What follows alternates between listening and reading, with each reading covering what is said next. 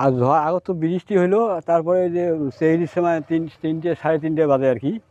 ওই সময় সেহরি খাসি আর কি। খাওয়ার পরে মানে দেওয়াটা 2 বার ডাকার পরে এই যে বাতাসের সাথে এই যে গছ এই ঘরত পড়ে গেল, মানুষও মারা যাওয়ার ধরছিল, কোনো মতো ঘর তো ছাড়িয়ে পালাছি। সেহরি খাবার উঠছি, সেহরি খাওয়ার আগে একটা ঘূর্ণিঝড় আসছে, ঘূর্ণিঝড় আসিয়ে আমার বিদিয়ে মানুষ, আমার কেউ নেই, বেড়াপত্র ঘর পাখে মুসড়ে দিয়ে মানে গাছ পড়ি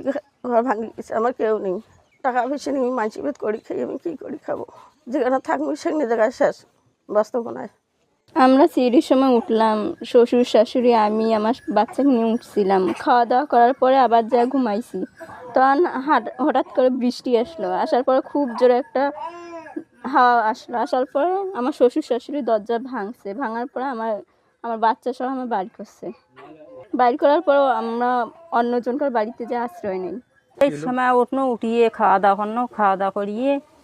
এই আগত আসিল বৃষ্টি আসিল, আইসের সাথে পাঁচত একটা বৃষ্টি আসিল, আইসের সাথে ওই যে শেষের বেলা একটা হমকা আসিল, এই হমকা আইসের সাথে ওই ঘর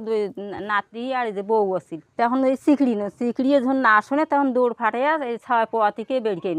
বেড়কিয়ে তখন ওই যে ওই উমার বাড়ি গেছি।